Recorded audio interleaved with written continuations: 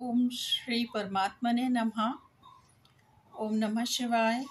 श्री शिव महापुराण रुद्र संहिता अध्याय 36 और 37। देवताओं का पलायन।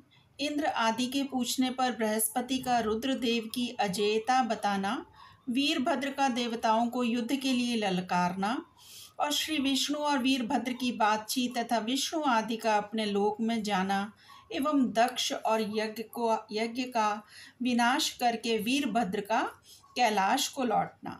तो ब्रह्मा जी कहते हैं, नारद, उस समय देवताओं के साथ शिव गणों का घोर युद्ध आरंभ हो गया। उसमें सारे देवता पराजित हुए और भागने लगे। वे एक दूसरे का साथ छोड़कर स्वर्ग लोक में चले गए।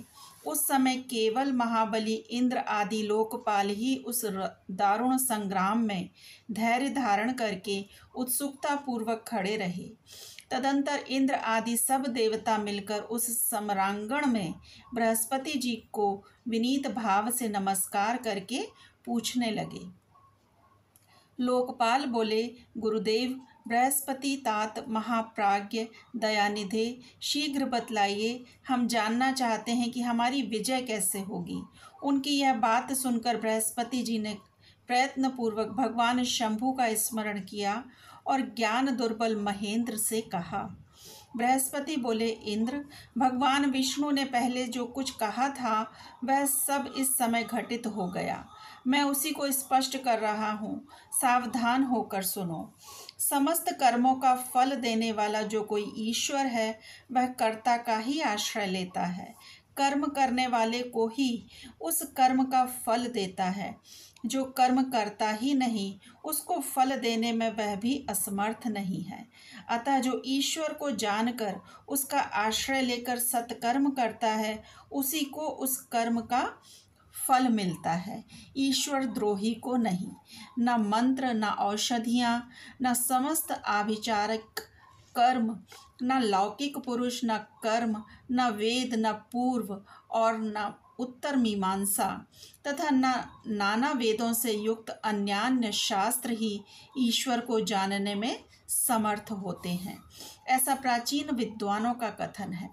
अनन्य शरण भक्तों को छोड़कर दूसरे लोग संपूर्ण वेदों का 10,000 बार स्वाध्याय करके भी महेश्वर को भली भांति नहीं जान सकते। यह महाश्रुति का कथन है। अवश्य भगवान शिव के अनुग्रह से ही सर्वथा शांत, निर्विकार एवं उत्तम दृष्टि से सदा शिव के तत्व का साक्षात्कार ज्ञान हो सकता है। सुरेश्वर, क्या कर्तव्य है और क्या अकर्तव्य, इसका विवेचन करना अभीष्ट होने पर मैं जो इसमें सिद्धि का उत्तम अंश है उसी का प्रतिपादन करूँगा।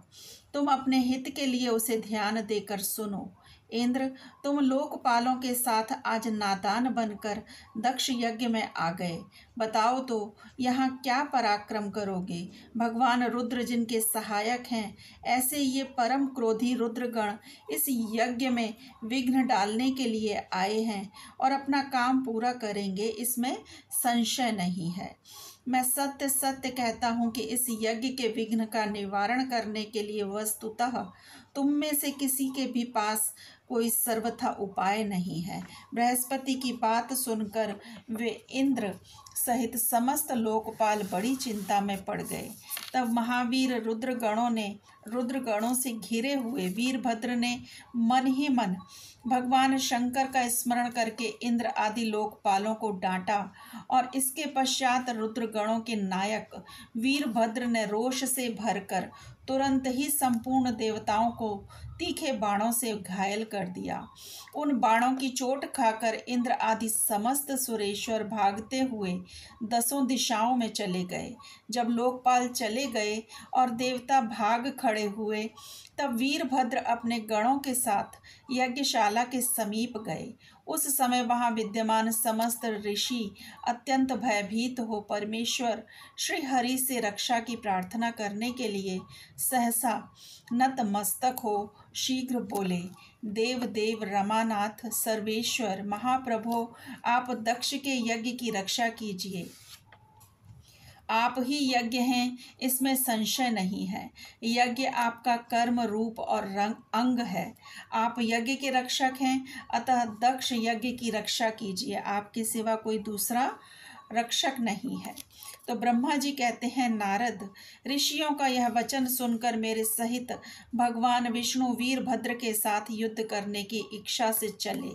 श्री हरि को युद्ध के लिए उद्यत देख शत्रुमर्दन वीरभद्र, जो वीर प्रमथ गणों से घिरे हुए थे, कड़े शब्दों में भगवान विष्णु को डांटने लगे।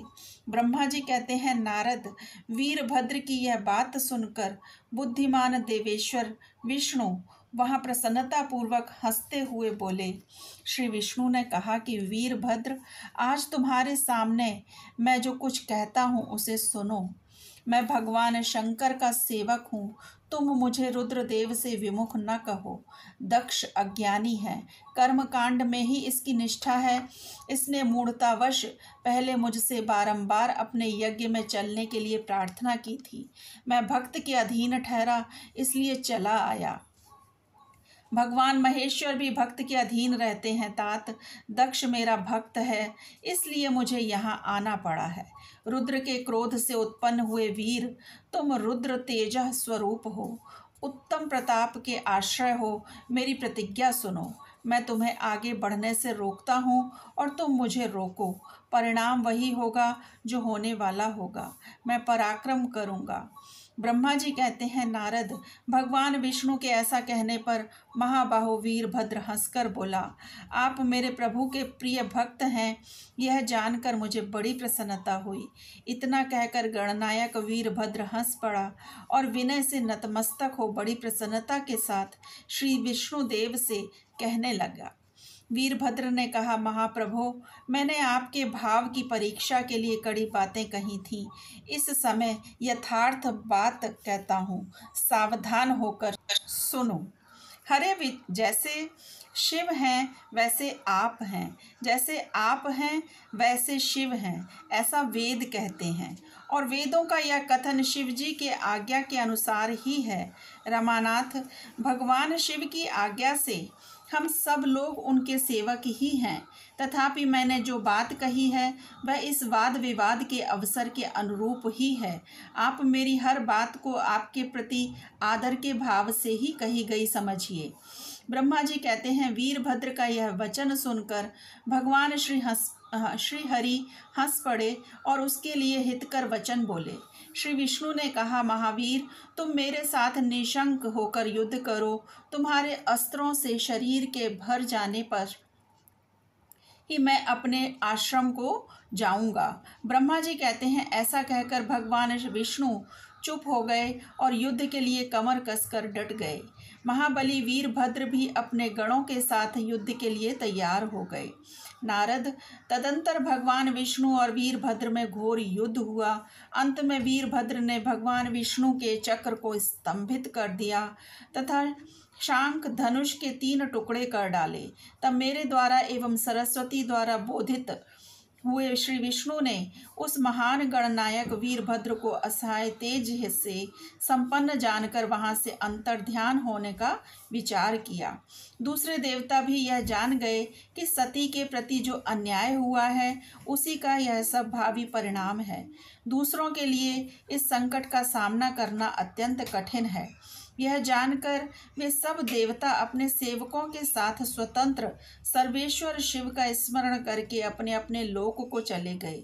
मैं भी पुत्र के दुख में से पीड़ित हो सत्यलोक में चला आया और अत्यंत दुख से आतुर हो सोचने लगा कि अब मुझे क्या करना चाहिए। मेरे तथा श्री विष्णु के चले जाने पर मुनियों सहित समस्त यज्ञ के आधार रहने वाले देवता शिवगणों द्वारा पराजित हो भाग गए। उस उपद्रव को देखकर और उस महामख का विध्वंस निकट जानकर वह यज्ञ भी अत्यंत भयभीत हो मृग का रूप धारण करके वहां से भागा। मृग के रूप में आकाश की ओर भागते हुए वीरभद्र ने उसे पकड़ लिया और उसका मस्तक काट डाला। फिर उन्होंने मुनियों तथा देवताओं के अंग भंग कर दिए और बहुतों को मार डाला। प्रतापी मणिभद्र ने भृगु को उठाकर पटक दिया और उनकी छाती को पैर से दबाकर तत्काल उनकी दाढ़ी मूछ नोच ली। चंड ने बड़े वेग से पूषा के दांत उखाड़ लिए, क्योंकि पूर्व काल में जिस समय महादेव जी को दक्ष के द्वारा गालियां दी जा रही थीं, उस समय वे दांत दिखा दिखा कर हंसे थे। नंदी ने भग को रोषपूर्वक पृथ्वी पर दे मारा और उनकी दोनों आंखें निकाल लीं, क्योंकि जब दक्ष शिवजी को श्राप दे रहे थे, उस समय वे आंखों के संकेत से अपना अनुमोदन सूचित कर रहे थे। वहां रुद्र गणनायकों ने स्वधा, स्वाहा और दक्षिणा देवियों की विडंबना की। वहाँ जो मंत्र तंत्र तथा दूसरे लोग थे, उनका भी बहुत तिरस्कार किया। ब्रह्मपुत्र दक्ष भय के मारे अंतर्वेदी के भीतर छिप गए। वीरभद्र उनका पता लगाकर उन्हें बलपूर्वक पकड़ लाए। फिर उनके दोनों गाल पकड़कर उन्होंने उनके मस्तक पर तलवार से आघात किया, परंतु योग के प्रभाव से दक्ष का सिर अभेद्य हो गया था, इसलिए कट नहीं सका। जब वीरभद्र को ज्ञात हुआ कि संपूर्ण अस्त्र शस्त्रों से इनके मस्तक का भेदन नहीं हो सकता, तब उन्होंने दक्ष की छाती पर पैर रखकर दबाया और दोनों हाथों से गर्दन मरोड़कर तोड़ डाली। फिर शिवद्रोही दुष्ट दक्ष के उस सिर को गणनायक वीरभद्र ने अग्नि कुंड में डाल दिया। तदंतर जैसे सूर्य घोर अंधकार राशि का नाश करके उदयाचल पर आरूढ़ होते हैं, उसी प्रकार वीरभद्र दक्ष और उनके यज्ञ का विध्वंस करके कृतकार्य हो तुरंत ही वहां से उत्तम कैलाश पर्वत को चले गए। वीरभद्र को काम पूरा करके आया देख परमेश्वर शिव मन ही मन बहुत संतुष्ट हुए और उन्होंने उन्हें वीर प्रमथ गणों का अध्यक्ष बना दिया। ओम नमः शिवाय। शिवजी सदा सहाय।